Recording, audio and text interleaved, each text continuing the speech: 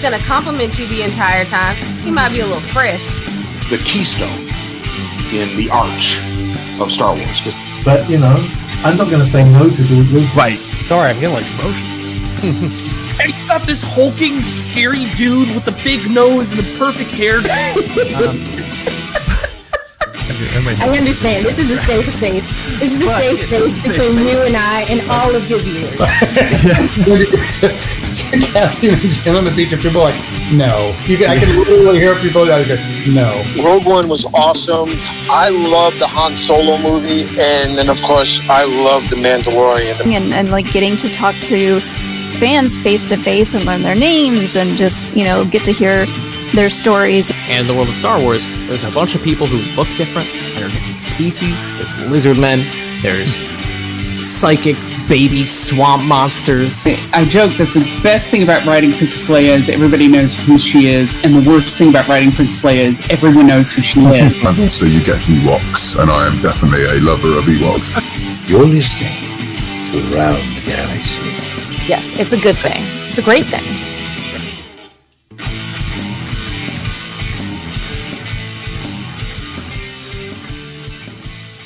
Well, welcome to episode number 117 of Around the Galaxy, the Star Wars fan talk show. I am your host, Pete Fletzer. Thank you so much for hanging out with us.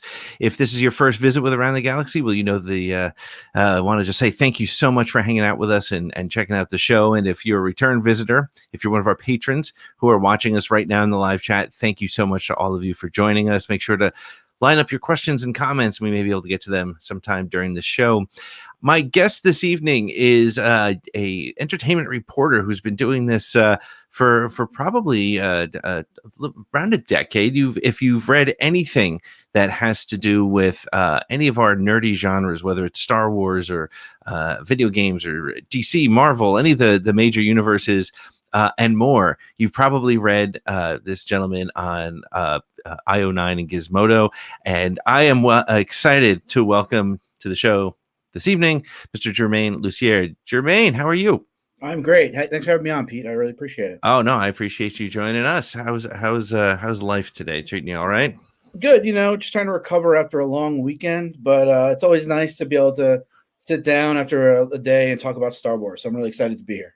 That's awesome. Well, thank you so much for joining us. So, for the people who may or may not know you, maybe give us a little bit of your background. Sure. Name is Germain Lussier. I currently am a writer for IO9 as part of Gizmodo. Before that, a lot of people know me from my time on Lucasfilm. I live in Los Angeles. I moved here from New York, which is where I grew up. I went to school at NYU. And there in the city, I worked at Premiere Magazine, Entertainment Weekly, Us Weekly, real journalism stuff. You know, I worked at a newspaper for 7 years before coming out here. And, you know, moved out to LA kind of thinking like, you know what, I think journalism is dying. This was like 2009. And I was right. Yeah, you were. I loved reading all the movie blogs and stuff. And I figured I'd come out to LA and do something with movies. And, you know, fell back into blogging and have been doing it ever since and loving it ever since. And the thing that's crazy, and we'll definitely talk about, is that when I moved out here in 2010, Star Wars is done. I mean, I thought that was it. You know, it'd been like 5 years since we'd seen anything. It would be another 5-6 years before we saw anything else. So I moved out just kind of, you know, Star Wars has always been a part of my life. We could talk about that. But that move to Los Angeles, it was just a kind of a blind leap of faith, but it has worked out. That's great. So you were working in journalism, and was your objective when you went to LA to get into entertainment journalism, or was it just sort of journal? I'll take what I can get. I mean, I know that young writer feeling of just like give me a job. But I've been doing journalism for 10 years before that. I worked after college. I did a couple internships, and then I worked at a newspaper where I was doing entertainment journalism. At that newspaper, I would write about Star Wars mostly for Revenge of the Sith. It was around that time. And then, but yeah, when I moved out here, I thought it was over. I was like, I'm not going to get a job at Variety or the Hollywood Reporter. What else is there? Entertainment Weekly, I already worked there. And I didn't think the movie blogs were really kind of viable. I loved them. I loved going on them, reading the, you know, the rumors and the innuendo. But, and then, you know, as I was applying for other jobs, I was like, oh, let me reach out to this guy in Collider. And I met Steve from Collider, and he gave me a gig working there for a couple articles a week. Through that, I met Peter Soretta from Lucasfilm. And we became friends, and then he started, and then just kind of snowballed from there. From there, I'm going to Comic-Cons. I'm going on set visits. I'm talking to major Star Wars stars. It's been pretty great. That's a great ride. So yeah, we'll definitely get back to some of that, but let's just sort of start with, when you hear the phrase, those two magical words, Star Wars, what's the first thing that pops into your head? What's that feeling, and where does that put you when you hear that? And like everywhere, there's not a point in my life that Star Wars hasn't been a big part of it. I like before I even have a memory, my mom told the story. She passed away last year, about being 2 years old and her being exhausted from raising me, and then going through the channels in New York and finding WPIX or Channel 9, whatever it was, and Star Wars was on. She goes, "Oh, you'll like this," and fell asleep. And she said 2.5 hours later, I was still sitting there holding her hand, watching, completely enthralled by it. And and then I started getting Star Wars toys around then, and then again, Star Wars was gone for a bunch of years. But every time something comes back with Star Wars, it's like another section of my life. I kind of decided I wanted to get into journalism around the time of the special editions. And then I kind of found the internet and movie blogging around the time of Phantom Menace. And then, I sort of found my real stride. I got into college with an article about Star Wars. And then, I did all these really cool things for around the prequels. And then finally, when Star Wars came back, when it was bought by Disney, I was in a position and I was like, oh my God, I can be a part of this. Not like act in it or anything like that, but to, actively be a part of the discussion around it, which, even though I was writing for a newspaper in 2005, no one was reading the Times Herald Record in Monroe, New York, but people were reading Slashfilm, and people were reading IO9, and people were, reading Twitter, which is where, I spent a lot of my time. So, and when, it's one thing to write about, I bought toys at Toys R Us, at midnight, or, Disney's like, we got you 10 minutes with Harrison Ford, so it's a little different, Yeah. Star Wars to me, it kind of really does mean everything. It's always been there. I mean, it's what I spend my money on. It's what I spend my time thinking about. And it's not what I spend my time solely writing about, but it's the thing I enjoy writing about the most. Yeah. I mean, and it's interesting because, to your point, it's almost its own genre at this point. And maybe let's reflect on that for a moment, because that's one of the, I was having a conversation with somebody the other day, and actually it was probably on Twitter. There was some comment that said, people need to realize that Star Wars isn't science fiction, it's fantasy and space. And I was like, it's not that either. It's literally everything. And so react to that statement, that Star Wars is its own genre. Would you agree with that as a sentiment at this point? Yeah, I think so, especially the multimedia-ness of it now. I mean, it's always been multimedia, but I think, back in the day when, Legends and stuff was its own thing and the games were its own thing, it was a little easier to keep it all separate. Like, oh, I like Star Wars books, I like Star Wars toys. Now that it's all kind of its own thing, other, even Marvel, which has this incredible, unprecedented cinematic universe, those comics have nothing to do with the movies. They're the same characters, just retell it. And same thing with DC, and same thing with, if I play a Tomb Raider video game, that's not necessarily going to impact what happens in a movie of Tomb Raider. But Star Wars, they all are the same thing. So I think it is kind of its own genre. And because it's like, is it sci-fi? Yes. Is it a Western? Yes. Is it a hero's journey? Yes. Is it an action story? Yes. Is it a comedy? Yes. Is it a drama? You're right. It is everything. So I would say, not like if you're at a video store, you probably, that's a thing that existed. Right. Remember those? There only be like a couple tapes in the Star Wars section, but you could definitely have your own Star Wars section. Yeah. No, I think you might have helped me think about it a little bit differently, because I was thinking about it purely from a story perspective. Like how do you bulk? There's your sort of like Middle Earth kind of worlds, and then there's all those different genres that you just mentioned. But you're right. I think the fact that it is multimedia and all connected, it definitely lends itself to kind of like, how am I going to enter this universe and it's still going to be the same? And now, are you a fan of all the books in the comic books? Do you keep up with all that stuff? Or I read the occasional book, like kind of the bigger ones. I finished Light of the Jedi like 2 months after everybody finished it, and and I read a couple of the first comics, but that's a lot of that stuff gets overwhelming. I played the video games. I played Squadrons a little bit, but I loved Fallen Order and I loved Battlefront 1 and 2. And so Yeah, it's funny. I'm not as big as Star Wars as fan as I am. There are definitely bigger fans. Like I could go on a trivia show and do okay, but once you start getting deep into those novels, or that kind of stuff, I'm like, ooh, maybe jizz music. Like I don't know. Like, no, but I'm with you. I mean, and you obviously you cover multiple franchises and things like that, so it's also probably very difficult to do, and even sort of living in the echo chamber that I spend a lot of my time.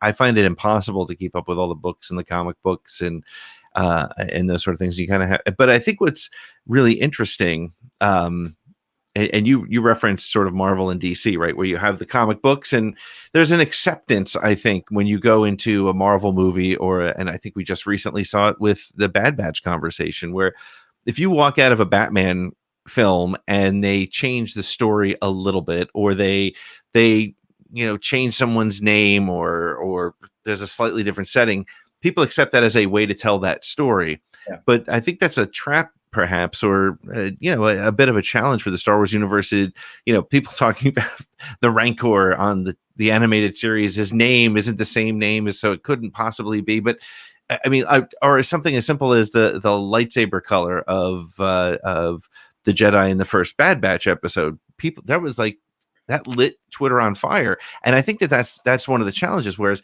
if Batman's suit is blue in one costume and one movie and black in another, people don't have that much of an issue with it. Yeah, and I think honestly, like, I think eventually it's going to change, but the way it is now, it's sort of locked into that, right? Like, yeah.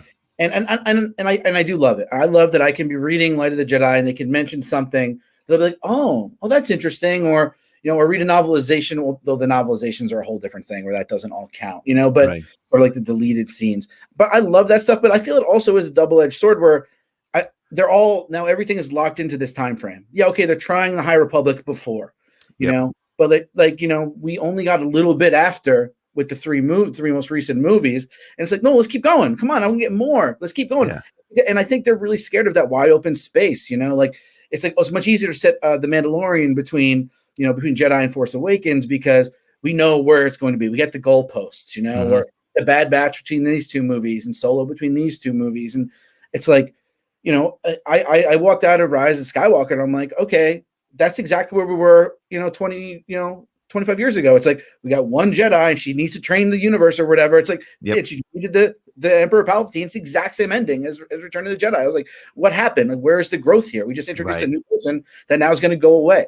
So like, I think I would love to see it kind of be a little bit more like Marvel and DC and those things where you could do something Star Warsy, like a show like that never happened, but like that show like Detours that was supposed to happen, that kind of like comedy show, and maybe that'll see the light of day. And I know Disney Plus now has a couple of these non-canon things on there, but yeah, I would love to see them have more fun with it. It's such a, like you said, when you have a franchise that can be so many things, why restrict it to be only one thing?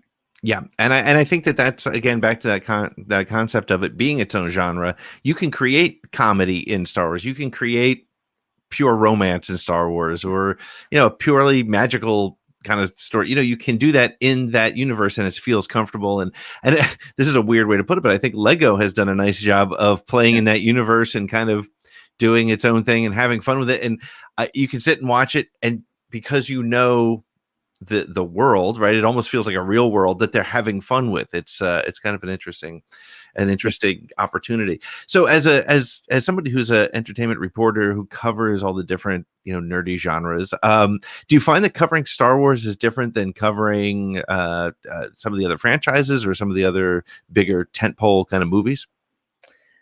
Yeah, yes and no. I think every franchise has its really dedicated fans, and that either be the person's like, excuse me, there's two E's in Wookiee, or the person who's like, like, you stupid MFer, like, I hate you because you didn't like Rise of Skywalker. It runs the gamut, and you get that also with most other franchises. I think you just get it more with Star Wars, because it kind of spans the generations. Like, I was a fan of Star Wars, like I said, since I was a little kid. I didn't see the original trilogy in theaters, but I was old enough to have if my mom had brought me. Born in 1980, so I was there.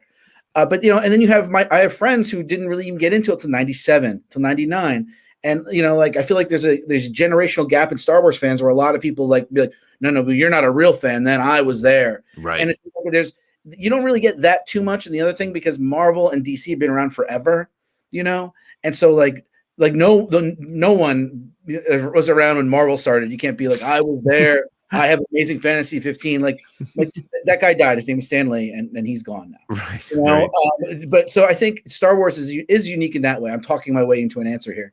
Where, it's like it has most of the similar things, but I think the thing that does stand apart is that kind of annoying gatekeeping.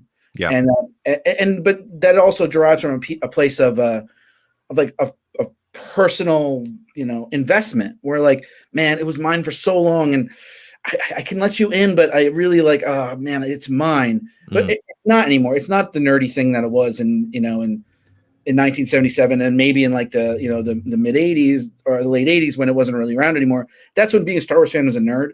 Being a Star Wars fan now, it does not make you a nerd. It makes you the person who likes the thing that's the most popular thing out there. Yeah. And do you think that, genre film, it's so tough. I'm still trying to figure out what the right phrase is because it used to be you could just say genre and people are like, oh, you mean nerdy stuff, because it's not even just that anymore, right? I mean, I think Lord of the Rings was instrumental in sort of breaking that wall and making it kind of cool to go into those movies, whether that was your thing or not. You didn't have to spend your life at a Dungeons and Dragons table like I did to enjoy it. You could really have enjoyed it at any level, but so to be able to go from that to now making it so wide open, you made a great point about gatekeeping. Do you find that when did that sort of fan sort of response, and you see it probably directly in the comments on your articles? It's funny. I was skimming through your list of latest articles, and the ones that get the most comments seem to be typically, I mean, not all of them, but a lot of the comments come under the Star Wars ones. And so when would you say it was around the Disney era that things sort of became a little bit more intense in the conversations? Yeah, I think so. Because like I said, I kind of learned about movie blogs and stuff when I was searching out stuff for the Phantom Menace. So that was kind of the infancy of the internet in terms of movie stuff, And so, I would go to Coming Soon or Dark Horizons or Ain't It Cool News at the time to find that stuff. Yes. And, yeah, they were real, assholes in those things, but at the same time, there was very kind of isolated. It was very kind of insular. And the movies made all this money, but it was very much that community was kind of tight knit. And I think now, especially once, so then you get the birth of Facebook and social media and Twitter, and you blow all this stuff, and then you bring Star Wars back, and then you put that on top of it, and you have you have people who can go on Reddit and or 4chan or something and just talk about crazy Star Wars theories, or YouTube especially, and find their people. It's kind of like politics. It's like you can find your people and you're that, and then you attack everyone else. So I really do think it was when they came back, it was owned by a corporate media like it wasn't already. People don't understand, but Fox and Lucasfilm more. But so I think that was kind of when it was. It's just that there was that perfect marriage of this major franchise making a comeback when the internet is at its most volatile. Right. So it was I tend to agree with you. It was the timing. It was the time where, I mean, for me, it was the first Star Wars news that I remember getting when Disney purchased Lucasfilm. It was the first Star Wars news, or the most epic Star Wars news, that I got on Facebook first. I didn't read it in a magazine or see it on Entertainment Tonight. It came across my Facebook feed, and so you're right. It really definitely became that. And so, as somebody who has been a traditional journalist and now is one of the leading entertainment reporters online, how does this world of clickbait and click hate and just sort of the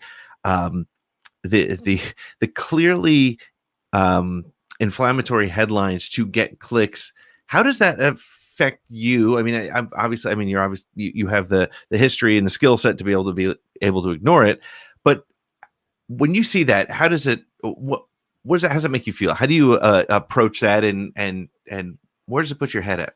Man, so many thoughts about it. I mean, the main thing is it does affect me because people, you could put anything out there. You could put anything out there about anything. It doesn't have to be sourced. It doesn't have to be real. It doesn't have to be true. It doesn't have to be fake. You can just put it up there and people are going to read it and believe it because it's on the internet. There's very few people who have that filter to click on an article and be like, wait, where did they get this information? Right. Who on YouTube or what website is this? Let me look at this website. How many followers do they have on Twitter? 1,000. Like that could be somebody who's, there's a lot of people, most people don't do the diligence to figure out what's real and what's not. Especially when it comes to movie news, because it feels so frivolous and pointless. So that inversely affects me a lot, because when I put up something that's legitimate or something that's researched or something that I've sourced or double checked or something, people don't believe it because they're like, oh, no, clickbait. You're being, I was the first person in the world to say that Gina Carano got let go from Mandalorian. And that's because I'd been hounding Lucasfilm for months. Like, she's saying this. Do you have any comment? She's saying this. Do you have any comment? She said this other thing. Do you have any comment? And then finally I get the email and she's like, here's our comment. And I'm like, and I did a quick search and I'm like, wait, no one, oh my God, they gave it to me. And then I got it up and, and that's called me working my butt off ish, to do that. And the only reason they answer those emails at all is because I've worked with them in the past. So, so like the clickbait stuff, like it can be fun for some people, but like, and also that drives huge numbers. It's a quality or quantity thing in my mind, where I'm trying to do quality pieces and then you're trying to do, 35 pieces out of my one quality piece, because if one of those hits, you do that, right? There's a million websites out there that if I write like a nice meaty feature with different interviews and this and that, they'll take each quote of mine and turn it into its own article, and they'll give me a link and stuff. And that's great. And like the more links I get in the back end, the better. But, where my article did, I don't know, let's say like 100,000 views. Each one of theirs is going to do pretty well because they're so SEO'd up. There's a million different things. So, it's a crazy world out there. And, like sites like ours are suffering because of it, because you can't afford to pay people anymore to do actual work, because that takes time. Because I could work on an article for, a week, let's say, or a month or 6 months, if you really wanted to go deep on something and turn out one piece and it's great, but that's never going to get as many clicks as when the new Star Wars trailer drops. Well, and to your point, if I understand the way it's worked, I mean, they'll take your article and they'll create 22 different 6-minute videos, and suddenly each one of those videos gets 50,000 views, and they've made more money on that than the subscription sites because of that. So I can see where it's a bit of a challenge. Right. So yeah, I mean, and the clickbait sites, as somebody who, I would call what I did journalism, but it was, I've interviewed fans, and I did get to, interview Ben Burtt and some of my Star Wars heroes and things like that. But, it's frustrating to see the fact that, look, I'll put it this way, and it's not a pretty thing to say either, especially as a podcaster, but you give somebody a microphone, you give somebody a camera, and they have a platform, and suddenly there's just this outlet and this ability to just sort of spew. You brought up a really interesting comment about people not paying attention to the source. And I remember when there was it wasn't that long ago when one of the websites came out with Star Wars is retconning, or Lucasfilm was retconning the sequels. And it was a guy who wears a paper mache mask and was quoted in Forbes magazine. And my dad, my 70-something-year-old father, who got me into Star Wars and into writing and all those things, texted me, have you seen this? They're going to redo the sequels. And it drove me absolutely crazy. And so, I mean, does it change the way you approach your stories at all? I know you were just saying that your stories become a different type of product, but does it change the way you write, or do you have to fight that urge? It depends. I mean, because I'm not like feigning like complete innocence here. I write plenty of headlines that are meant to suck you in, and you have to do that. I'm just never lying to you about it. Right. And I'm always giving you the information that I promise. Right. So, I'm not immune here. Like there's growing pains. I just never feel good about that kind of thing. But there's a difference between a catchy headline, which is any news person's job, and complete bullshit in the headline, which like we just saw today from I think it was Inside the Magic. Not to, I'm sorry to name names, but their headline was George Lucas is coming back to run Star Wars for Lucasfilm, and there's literally like 6 paragraphs in under all the clickable ads, a paragraph that says we don't have a source on this. I mean, essentially, that's the phrase. So, right. And here's where it gets bad, though. Here's where it gets bad is at that site, because there's numbers and it has a name, even though, and this is one of any other sites, they get invited to screenings and they get invited to events, and they have the emails for the people they could check. So that's the thing. Like they have the email of the person at Lucasfilm or Disney who they could check and be like, hey, I heard this about George Lucas, and but they don't do it because they know if they check it, they can't. Then they're like, why would I run it? Right. So like it really comes down to, and the studios aren't 100% fallible, but like there are days I have fantasies about being a publicist, and I'd be like, oh my God, I wish I could like cut the access of these people who are not doing their job correctly. Right. I really wish, just because, if you're going to go to the movies and you're going to run the press releases that are all sent, the least you could do is when you run a story, you could check in with a source on it, and so, you see a million times, they'll be like, just in so-and-so, and that's because they got a press release in their inbox. Yep. That's fine. That's what it's for. You should do that. But then when you get like, oh, I heard that George Lucas is going to come back to run Lucasfilm.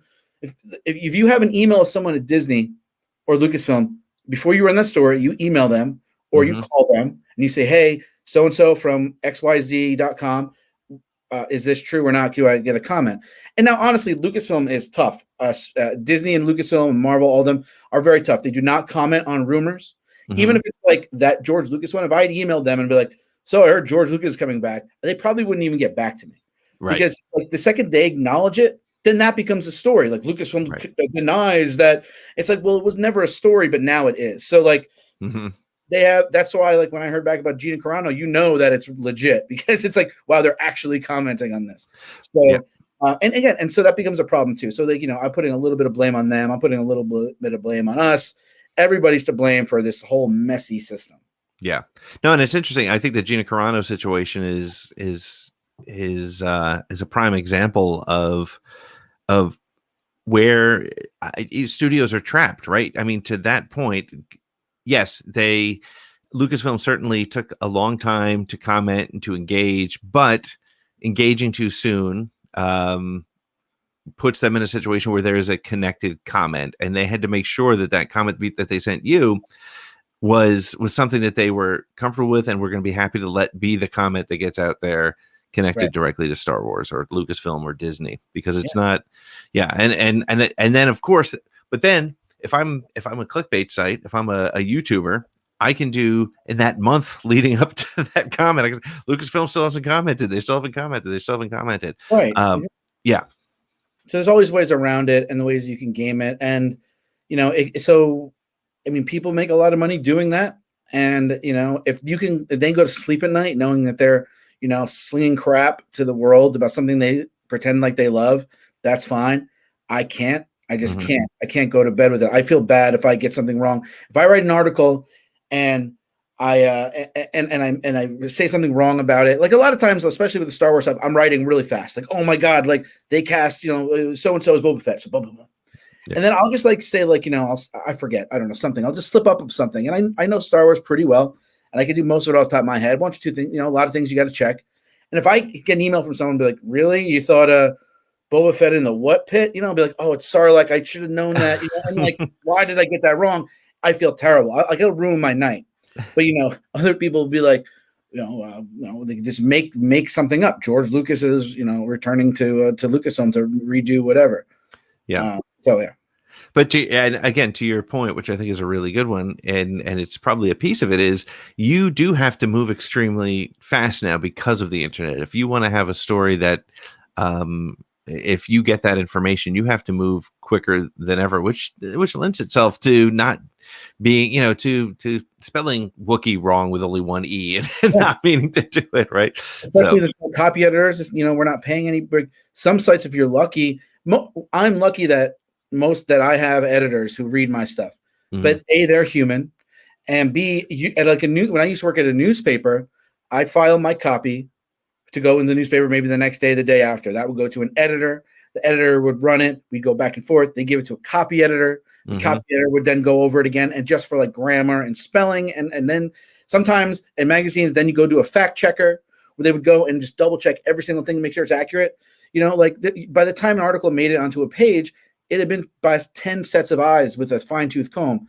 These days, if you get 2, you're very lucky. I feel lucky that I usually get 3. But even then, like I said, my colleagues who are amazing. They're not trained as copy editors and things like that, Sure. So you're going to miss little things. So yeah, it's wild. Yeah. To your point, Star Wars was purchased by Disneyfilm. Star Wars was purchased by Disney right at the beginning of this completely different way of reporting on movie news. So it's been a wild ride.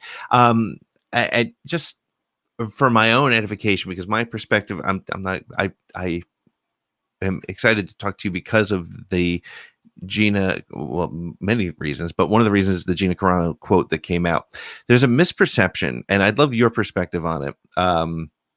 As the person who broke the story, there's this belief that she was fired. And my position, the way I've looked at it, was that her contract wasn't renewed, which is a subtle difference.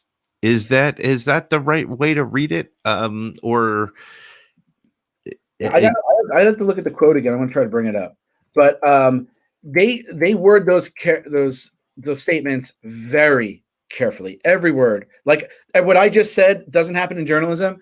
Right. Happens when a movie or studio releases something. Right. Not currently employed by Lucasfilm, and there are no plans for her to be in the future. So yeah, that doesn't mean it was fired. That means she's not currently employed. Right. So yeah, her contract ran out. They decided not to renew her contract, or she still has a contract and they just decided not to move forward. Now there are reports that I still haven't been able to confirm that the Republic show that she was supposed to be part of is not going to happen. Is that because of her not being part of Lucasfilm anymore? Potentially. Again, nothing is official until they say it. But yeah, that's worded very carefully, and that extra level of thought that you just put into reading that never ever happened. So it's nice to talk to somebody who's like, that's weird that they would say that. Why didn't they just say we let her go? It's like no. Right. Like we got to make sure it's right, especially for them for legal reasons. If they said something wrong, they could be sued. So yeah, I've worked in corporate public relations. I know how many hours went into reviewing and re-reviewing that. I get that statement. I sent that email. I want to say at noon, 1 o'clock. I could check, and I didn't get this till 7:30 that night. So it took all day. Yep. And there were probably PR people running back and forth and lawyers looking at it. And I think that's the thing that people forget too. I mean, these are big businesses. These are not, this isn't, you and me out of our garage making a YouTube video. There are so many implications. There's contracts, multi-million-dollar contracts at stake. They need to make sure that they're putting the word out correctly. So, cool. So let me ask you, as a fan, as a Star Wars fan, we talked at the beginning about how Star Wars has always been a part of your life. It's always been, sort of your go-to franchise. Does covering Star Wars impact the way you look at the content? Do you ever kind of think, man, if I wasn't covering this, I wouldn't know it? Or is it just a different way to enjoy your favorite franchise? Yeah, I think it's just a different way to enjoy it. I mean, it does. On occasion, it can be kind of frustrating that it's work, that Star Wars becomes work. But then you flip that and you're like, oh, wow, Star Wars is work? That's pretty good. So it's there's 1 or 2 seconds when you're sitting in the theater to watch the new Star Wars movie and you're pumped like a fan, but you realize you're not seeing it with a bunch of fans, you're seeing it with a bunch of critics. But then you're like, oh, I'm seeing it a week before everybody else. So, you're you have to be it's really good. There's the small, minuscule little bad things about it are not bad things at all. They're just, less great things about it. So no, I mean, like I said, I mean, the reason I got into this business at all, and I mean journalism and writing about movies and film criticism, is I was like, when I was in high school, I was like, how do I get paid to watch movies? Mm. And then I was like, oh, I guess film critics get paid to watch movies. And then you realize that film criticism is fine, but then it's just the one thing. Just watching movies and reviewing them, watching it. And it's like, well, what about everything else that happens with movies? And that was sort of how, my career kind of developed. And so, when it's your favorite movies that you get to write about and think about, it's the best. And like I said, and then covering it, I have short of being on a set, which I have not been on a Star Wars movie set. I was on the set of a couple Star Wars YouTube shows, thanks to the guys at Lucasfilm, and that's the closest I've ever set to a real Star Wars set. But short of being on a set, pretty much any Star Wars fantasy I've ever had, I've kind of fulfilled. There's more, obviously. Like, I don't think I've been in the same room as George Lucas. I've never met George Lucas, but I've sat in a room and talked with Harrison Ford. I've sat in a room and talked to Rian Johnson, Kathleen Kennedy, Lawrence Kasdan. It's really surreal to sit there and it's like this, but we're in a room and you're like, what is this happening right now? Like, I cannot believe that I'm here, And so it's pretty great. So like, you really do get to do some great stuff. So yeah, like I said, it's really only made me a more obnoxious fan because I can gloat about so many cool things. Yeah, that's wild. Yeah. So Matt Harrington, who's one of our patrons, asked a great question. Who was your favorite Star Wars actor to interview? They're all pretty fun. What's interesting about a Star Wars interview is that they normally can't talk about the movie. So like, I've only done interviews for the last couple movies, all the Disney stuff, and out of those, the only one we actually got to watch before doing interviews was Solo. Mm-hmm. Everything else, we did interviews having seen either 10 minutes or nothing. So I think honestly, my favorite interview might have been Gwendolyn Christie. Oh, because and like I said, and I've talked to Kelly Marie Tran, and I talked to Oscar Isaac and Harrison Ford, and I've talked to Mark Hamill, not about Star Wars. Mark Hamill was pretty great too, but that was on the phone. But Gwendolyn Christie, I would say, like, so Captain Phasma is she works for the First Order, and she's like, does she? And I'm like, yeah. She goes, I don't know, is that true? And I'd be like, what? Like, yeah. She's like, well, I don't know. I haven't seen the movie. And like, she just kind of kept challenging me. Like, I can't say anything. And I look at the public, and then I'd be like, okay, so, all right. So she obviously really has a thing for this. And she'd be like, does he though? I don't know. And it was kind of contentious, but kind of funny. Right. And that memorable. But Harrison Ford, it was, I mean, it's weird that I didn't say Harrison Ford, just because Harrison Ford is just so stoic and smart. And I honestly was an out of body experience. So I don't even remember because Han Solo is my favorite character in anything of all time. And probably second's Indiana Jones. So like sitting there, I was like, I cannot believe this is happening, but just out of pure fun, it was probably Gwendolyn Christie. That's cool. That's great. And so, right now, Disney Plus has given us Kathleen Kennedy. I'm sorry. He said actor. And yeah. Finish your question after this. Sure. Dave Filoni, anytime you talk to him, is the greatest Star Wars interview. Every time. I've been talking to him for years, and he is the best. He never tells you anything, but everything he says is pure gold, and I love him.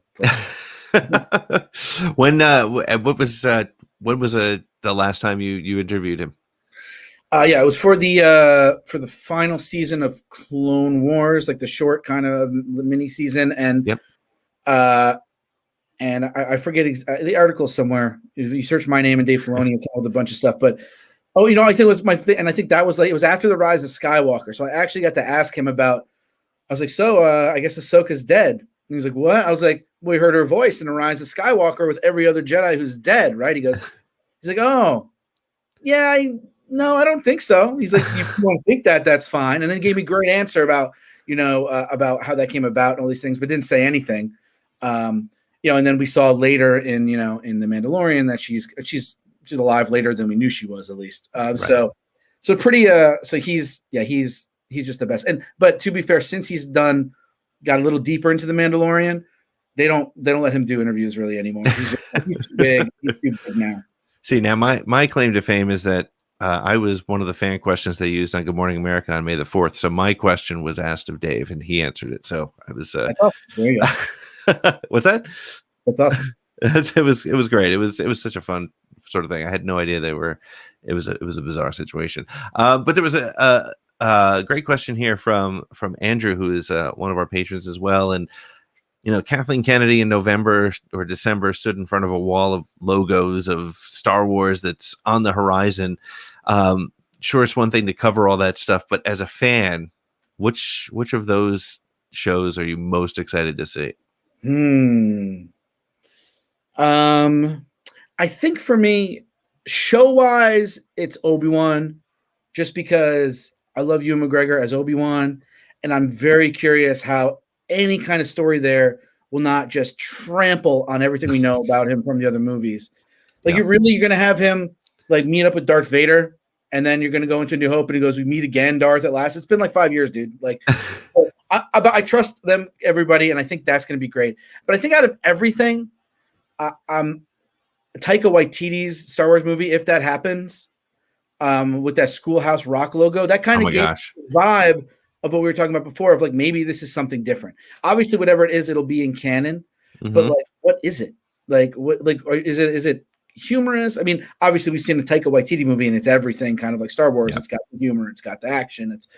But I looked at, and his episode of The Mandalorian is obviously one of the best ones, end of season 1. So, I think those are the two things I'm most looking forward to. But a Dave Filoni Ahsoka show, especially if they start tying it into Rebels, like. Yeah. I've been asking Dave Filoni about the end of Rebels since the end of Rebels, and he will know, I don't know, Ezra, I don't know, Thrawn, and they're like, dude, come on, give me. And we finally got something, with Mandalorian. So that stuff too. I'm basically all curious about all of them, but like, Obi-Wan, I could go on. It's like, oh, but Lando, oh my God, is it going to be him? Right? Yeah, it's such a. Yeah. I mean, the way I look at it is, it's like, and this is why when I see.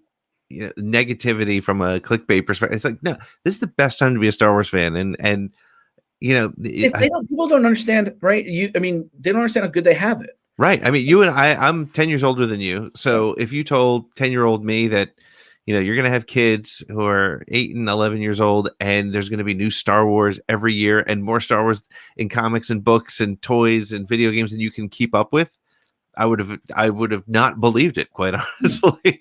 Right. Like, yeah, you're like, wait, you're not going to read every Star Wars book that comes out? Like, right?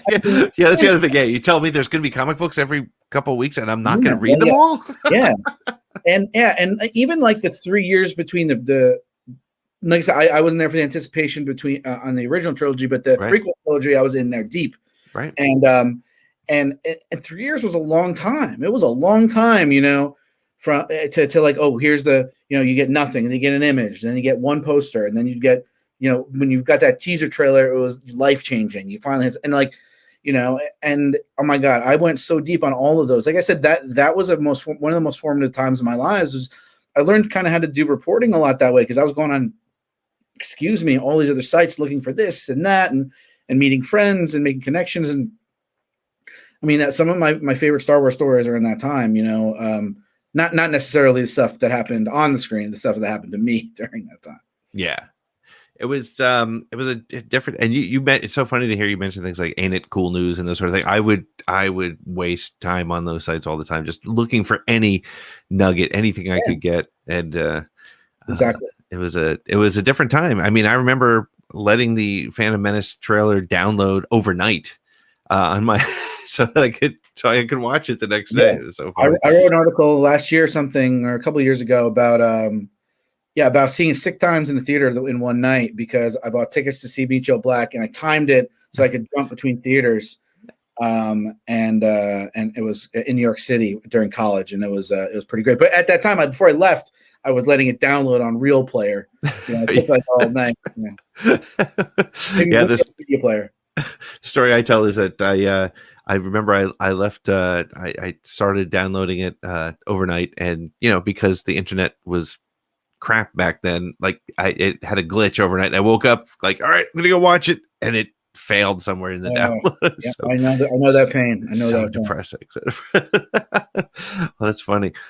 So, Germain, I have this point on the show where I have a 10 question segment where I ask you 10 questions. There's no right or wrong answer, and it can be short answers or long answers, but they sort of like inside the actor's studio, but they're all Star Wars related. I'd love to get your take on some of these. All right. All right, so let me fire them away. Number one is what is your favorite Star Wars movie, TV show, or book? Return of the Jedi. Just it's the culmination of everything. They wrap everything up. I love. There's so many characters in it, so many weird settings. It was kind of like it was the movie that I really fell in love with the most, and obviously I watched all of them when I was growing up. But Return of the Jedi was always the one for me. That was the most epic, and it's still my favorite movie today. That's cool. So name one actor that you'd like to see in a Star Wars project. Wow. I don't know. There's so many actors. So hard. That's a rough one, yeah. Yeah, that's tough. This is a broad one. Let me look around my room. I have so much stuff around here. This is why I have my whole house is decorated with stuff. But of course, now I'm in a Legends of Zelda room, so that doesn't help. I don't know. I got to think about that one. I just, I feel like everybody has at this point. You know, like it's kind of funny. You know what? Actually, I have it. And it's already coming true. Is Sun Kang from Fast and the Furious? He plays Han Solo in the Fast and the Furious movies, and now he's in the Obi-Wan show. Yes, that is my dream come to truth, because I love Han, everything, especially in Star Wars, and then just after that in Fast and the Furious, and so that he's going to actually be in Star Wars is kind of my dream come true. That's great. Yeah, that's a really good call. And man, that when you look at the casting list for Kenobi, it's wild. It's there's not a bad choice in there. All right, if you could own any critter from Star Wars as a pet, what would you want to have? I guess a lost cat. I mean, I'm a cat dad over here. I got my Disney cats, Bolton and Danforth, and the lost cats are just so adorable. You know, you kind of maybe want to go something a little more mean because it's Star Wars, you know. But yeah, I would have to go cute and just go with the lost cat. You can't go wrong there. And they do have a little bit of an attitude. They're a little bit a little angry, right? So, and it was so cool to I actually, somebody else had said that recently, and it was so cool to see them transfer from animation to live action in Mandalorian. It was a very cool. Yeah, so awesome. Yeah, love that. All right, so what is your favorite Star Wars sound effect? I guess it's just the cliche, but it's the igniting of the lightsaber. I'm wearing a lightsaber shirt at the moment. Just like for me, you know, the lightsaber is like the iconic prop in all of movie history, and you know, like I spent my life spending money on fake lightsabers and fake replicas of lightsabers and real lightsabers and dreaming about all that stuff. So just that, you know, that is it. Because when you know that happens, you know shit's about to go down. It's very true. All right, who or what? I'm never sure if it's who or what, but is your favorite droid in all of Star Wars? Not a big droid guy, but I mean, if I had to pick, I don't know. I'm probably just a gonk droid, kind of clunky and annoying, and it's a great example of what made Star Wars good. Is that it was just kind of like, what can we build, you know, and like out of something, and then make it look like a droid. It's just a box with legs, and you know, you put a person in there, and it's great. So I'm going to go with the gonk droid. And I think there's another piece to it too, and you kind of alluded to it, is like Star Wars, like the amount of like legend behind what a gonk droid has. Like it was, to your point, it was a background droid that they were putting on the Sandcrawler set, and now it's Germain Lussier's favorite droid. And how did that happen, right? Well, we think Kenner for a lot of that stuff, right? Yes. I mean, onto everything. Half of what I love about Star Wars all came from toys, and then you don't even realize it until you go back and think about it. Like, wait, why do I know that name? Oh, it's because they put it on a toy. Or why am I obsessed with Han Solo and Carbonite? And I'm like, oh, because I had the toy and I loved it, and like, and it just keeps going back to that kind of stuff. Yeah, and I wonder if, and obviously this is something we won't know for 20 years, but I wonder if, like, so for example, I always use my 8-year-old son as an example, who is a Clone Wars guy. He's a Clone Wars kid. He actually prefers to watch Clone Wars over the movies, and but he's got a couple of, he's got a pile of 6-inch action figures, but his entree into Star Wars, he spends more time probably, playing like Jedi Fallen Order than he does playing with the toys. And I wonder if that will impact. I mean, it certainly will impact how he remembers Star Wars when he looks back on it. But it's you and I grew up in a world where the other difference was that there was, we had to wait for Star Wars movies, and on top of that, it wasn't as easy access. Whereas now, literally on Disney Plus, he can just go and click on anything he wants to see. Whereas you and I had to play with our, Han Solo and Carbonite to reenact the scene versus just going and flipping it on. And for a longest time, you couldn't just buy the cassettes, like you were lucky you taped it off TV, or if you did buy the cassette, it was used and it broke. And, eventually that became less of an issue when they would just release it with a new box every like 4 years, in the 90s, THX this and special this and that. But yeah, it was a completely different time. Yeah. The kids now, like you said, they don't know how good they have it. Like, just the ease of access, the breadth of it. You can come in from any kind of way as any kind of person and fall in love. Yep.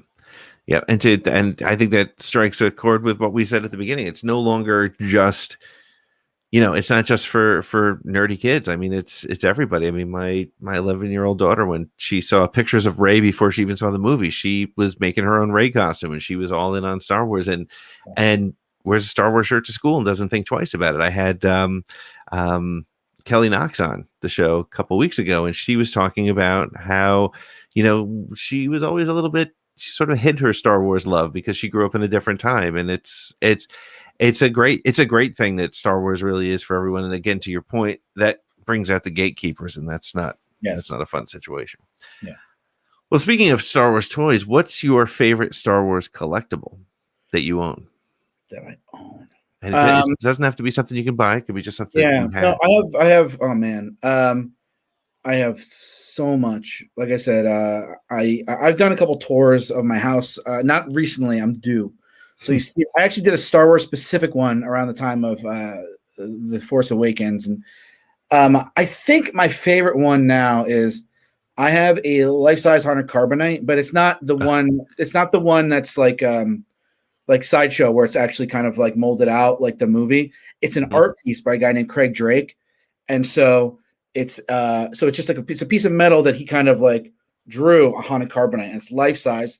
There's only 15 of them in the world, wow. And it's just like, and we have it hanging in our house, and it's yeah. I mean, it's I don't think I'll ever be able to afford $8,000 on a Haunted Carbonite that actually looks like Haunted Carbonite.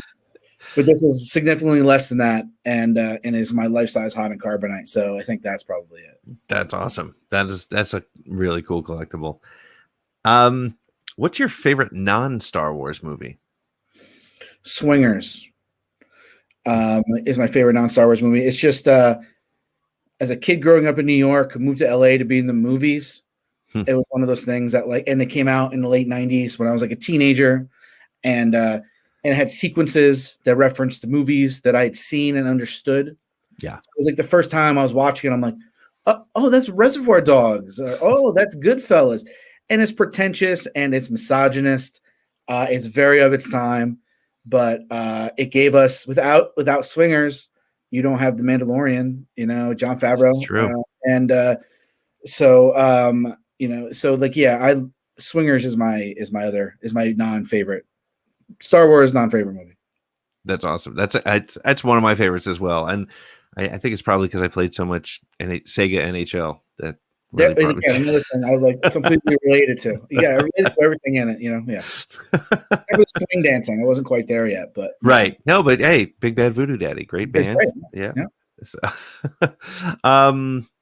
let's see here. If you could own any spaceship or vehicle from the Star Wars universe, what would it be?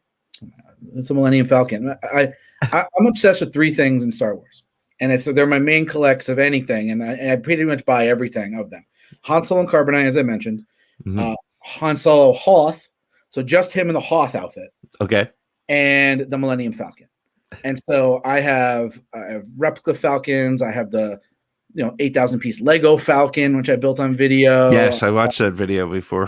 That's amazing. I have ornaments. I have, so much stuff. And I know it makes no sense. And I don't love that we got like an origin story for it so much in Solo, but at the same time, it was kind of nice to learn more about it.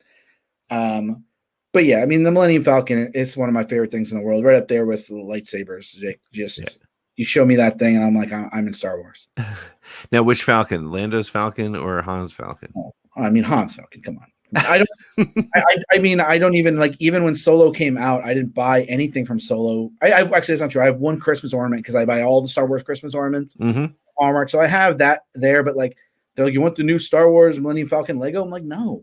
I like the clean Falcon. I like the crappy Falcon. I like that, And of course, and then also, I like the circle dish, not the other dish. I don't like this. Yeah, this wide dish. Come on, man. This is true. It is hard to get used to the rectangular dish for sure. Couple more to go. What is your favorite Star Wars moment? Yeah, I mean, it's I love you, I know. Everything kind of centered around the other things. I mean, it's that perfectly epic / romantic, / smarmy. It's kind of a great example of everything that Star Wars can be. It's simple, it's direct. Him saying I know is so dicky, but it's also still so romantic. The music there, and then it leads to Han and Carbonite, which I said I'm obsessed with. So yeah, it's that. Excellent. Well, that you may have answered question 10 inadvertently, but what is that your go-to Star Wars quote? No. What is my go-to Star Wars quote? Yeah, it's probably it's probably me like just quoting Watto stuff, like which I don't want to do because it's now in retrospect very anti-Semitic. Right. But I would my friends and I would do a lot of Watto quotes just because he was so stupid. So I probably have said, like Annie, little Annie, like way more than I said, "May the Force be with you." So, I also another one, a lot of stuff from the prequels because I lived with them so much, or like, "Are you an angel?" I made you a Tapor snippet, like all that kind of stuff. All the stupid sidelines in those three prequels are very much my shit. That's excellent. Yeah, that's funny. Yeah, Watto is one of those characters. Yes, you're right. We can like Swingers. Was it I mean, honestly, I was at the New York premiere for Phantom Menace and that's one of those hindsight. You look around at who was in the audience, and it's a ridiculous crew. Everybody from Natalie Portman to Donald Trump and it just like. Yeah, it was a weird group because New York. I mean, you grew up in New York. You knew that it was a totally different and weird crowd. But I remember when the Nemoidians started speaking, there was like literally you could look around and people were looking at each other like, "What are we watching? Is this what?" Yeah, yes, a little but bizarre. But like he's the dude who owned Anakin and Shmi Skywalker. So it's like crazy. So crazy. Yeah. Oh man, it's funny. It's and his voice is classic. I love his voice. So, so Germain, thank you so much for hanging out with us today. This was fantastic. Where can people find you online? Yeah. Thanks for having me too. It was really fun. I work on io9.com, which redirects to the new URL because the internet is such a fun place. But it's just io9 as part of Gizmodo. And you can find me on Twitter at Germain Lussier. And if you like this stuff, like I said, we didn't have a lot of time tonight, but I have so many crazy, weird Star Wars stories. A lot of them that I've written about. So like, please seek them out. About me, like I'm in the Triumph the comic dog skit. You're in the New York City line. You're in. Yeah, I was there for that. All right, tell me about that because I got to hear that because that's one of my I've watched that thing 100 times because it's one of the funniest things. And now I'm going to look for you. There's an article about it that I wrote. If you search my name and Triumph, you can come up with it. The quick story is that, I was there you had to wait 24 hours to get a ticket. And so I was there for like 12 hours over a course of a week. And then I stayed for the final 12 hours leading up to midnight. And they shot over like 2 or 3 days. And And so I got to see them shoot most of the bits, and they shot a couple bits with me that didn't make it. But you see me standing on the side in a couple moments, like most famously when he says to the pregnant woman, that's the last time you'll see female genitalia. I'm sitting right next to her. You can see my pants. You see me laugh. And Triumph did a whole thing. I was playing Stratego, and by playing Stratego, I mean they just made me pretend like I was playing Stratego so they could make fun of it. Right. And like I said, it didn't make the cut, but he used a joke with someone else about. And now I'm blanking on it, but everybody there was in on it and laughed at everything. So like people watching it, like, oh, look at these dorks. It's like those dorks were like playing it up. We played it up. Maybe not the Wizard King guy. Maybe he was kind of not in on the joke, but everybody else was in on the joke. I remember, I think I wrote about too. They were doing like these Star Wars. They would do trivia, and that's where he'd be like, "No, the answer is you will die alone," or all this kind of stuff. And one guy wanted to ask a question, and they looked at him, and he comes out, and he looked just like Jude Law. He was like the most handsome kid you'd ever seen. And they're like, "No, we can't have you do this. You're too good looking. We can't have you do this." There's a lot of fun things to watch, and it's funny. So like I decided I wanted to write about it, and my friend is friends with Robert Smigel and had his like email, and I was like, "You ask him if I can ask him some questions." And so I got to email him and ask a couple questions for my article. Oh, that's awesome. Yeah. But yeah, man, I camped out to see George Lucas at Star Wars Celebration 2. And I saw Daniel Logan and Tamora Morrison dancing in a Johnny Rockets, together. I mean, like I have lived a pretty awesome Star Wars life, and it's only gotten better. And, yeah, I mean, like, so to be able to share a little bit of it with you guys and your listeners is a privilege. So thank you very much. Well, I will now definitely have to have you come back, and we'll just go through some fun stories. I think it'd be awesome. Yeah, absolutely. Well, great. Well, before I let you go, can I get you to record a little bumper saying this is Germain? You're listening to Germain Lussier. You're listening to Around the Galaxy. Yeah. Hey, everybody. This is Germain Lussier from IO9, and you're listening to Around the Galaxy. Perfect. Germain, thank you so much, man. This was a lot of fun, and now I definitely would need to have you come back. I would love to. Well, I will send you a list of things we could talk about that are just so off the wall and weird. But let's do it. That's great. Yes. All right, cool, Pete. Thank you so much, man. You have a great night. Thanks. You too. Bye.